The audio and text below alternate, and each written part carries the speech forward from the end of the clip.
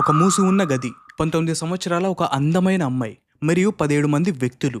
ఆ రాత్రి ఆ గదిలో ఆ అమ్మాయికి ఏం జరిగిందనేది ఇప్పటికీ భారతదేశ చరిత్రలో అత్యంత రహస్యమైన మరియు ఛేదించలేని మిస్టరీలలో ఒకటిగా మిగిలిపోయింది.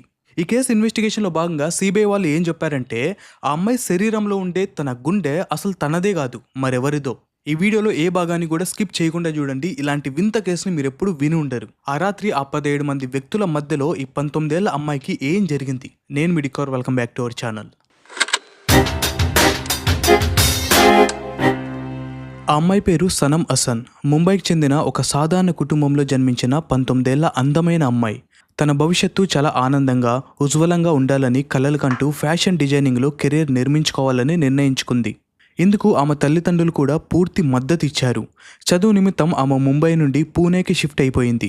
పూణేకి వచ్చిన కొద్ది రోజులకే ఆమెకు ఆల్డో కంపెనీలో మంచి జీతంతో కూడిన ఉద్యోగం లభించింది. దాంతో ఆమె లైఫ్ చాలా బాగుంది. తనను తాను ఫిట్గా ఉంచుకోవడానికి స్పోర్ట్స్ ఆడడం, రోజుకు 2 సార్లు జిమ్ముకు వెళ్ళడం ఆమెకు ఒక అలవాటుగా మారింది. భవిష్యత్తులో ఆమె ఒక మోడల్ అవ్వాలని ఆశపడింది. స్నేహితులతో ఆనందంగా గడుపుతున్న సమయంలో 2012 అక్టోబర్ 3వ తేదీన ఆమె పుట్టినరోజు అంటే బర్త్డే వచ్చింది. సనం స్నేహితులంతా కలిసి ఒక అర్ధరాత్రి సర్ప్రైజ్ బర్త్డే పార్టీ చేయాలని ప్లాన్ చేశారు.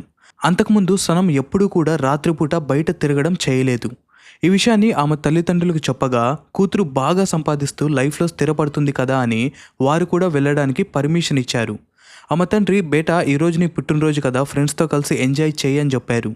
ఇక్కడ ఇంకొక ముఖ్యమైన విషయం ఏంటంటే, సనంకు అంతకుముందు మద్యం తాగే అలవాటు అస్సలు లేదు.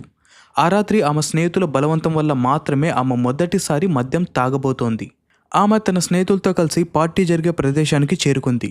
పార్టీ చాలా సంతోషంగా సాగింది. ఫ్రెండ్స్ అందరూ నవ్వుతూ గడిపారు. కానీ మరుసటి రోజు ఉదయం పూణే నుండి సనం తల్లిదండ్రులకు ఒక ఫోన్ కాల్ వచ్చింది. సనం స్నేహితురాలు ఫోన్ చేసి, రాత్రి పార్టీలో సనం ఆరోగ్యం చాలా క్షీణించింది, మేము ఆమెను హాస్పిటల్కు తీసుకువచ్చామని చెప్పింది.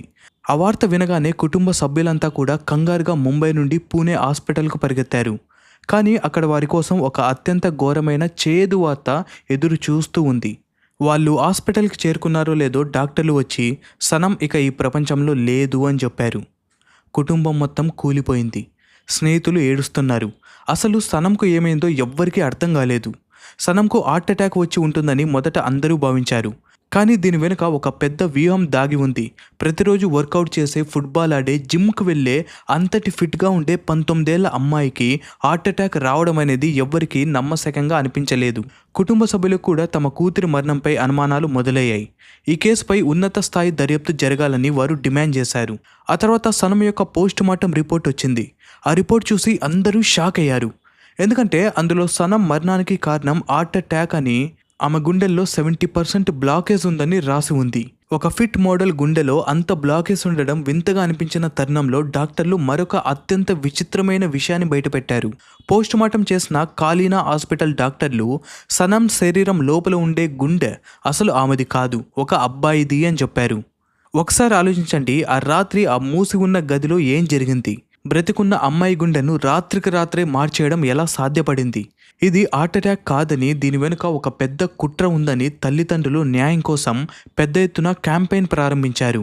దాంతో ఈ కేసు సిఐడికి బదిలీ అయింది. కానీ మహారాష్ట్ర సిఐడి కూడా ఈ కేసును ఛేదించలేకపోయింది.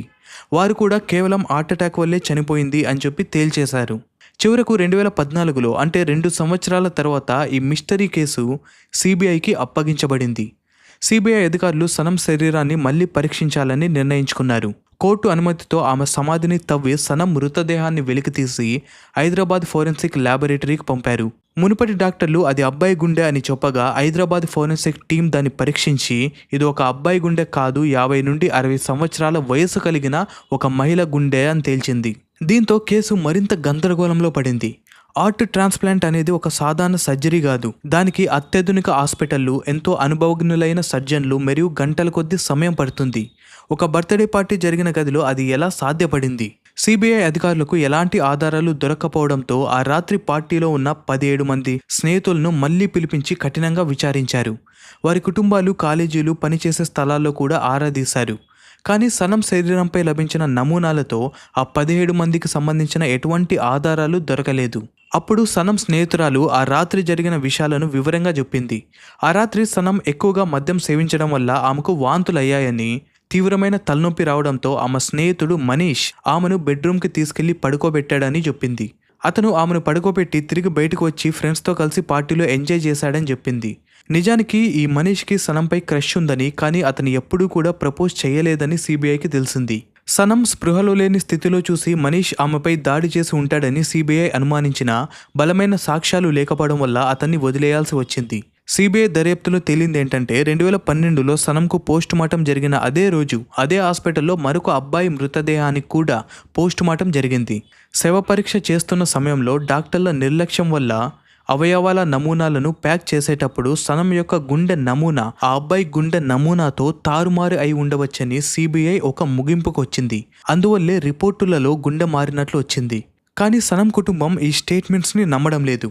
ఈ కేసును క్షుణ్ణంగా పరిశీలిస్తే కొన్ని థియరీలు వినిపిస్తున్నాయి. ఆ రాత్రి సనం స్పృహలో లేని సమయంలో కొందరు వ్యక్తులు ఆమెపై ఘోరమైన అత్యాచారానికి పాల్పడి ఉండవచ్చని, ఆ షాక్లోనే ఆమె చనిపోయి ఉండవచ్చని అనుమానిస్తున్నారు. ఆ తర్వాత సనం చనిపోయాక హాస్పిటల్ డాక్టర్లకు భారీగా ముడుపులు చెల్లించి రిపోర్టులను తారుమారు చేశారని, ఆ గుండె మారిన డ్రామా కూడా కేసును పక్కదారి పట్టించడానికే డబ్బుతో మేనేజ్ చేసి ఉండొచ్చని కుటుంబ సభ్యులు గట్టిగా నమ్ముతున్నారు. కానీ ఈ కేసుపై ఇప్పటి వరకు ఒక ఖచ్చితమైన తుది తీర్పంటూ ఏదీ రాలేదు.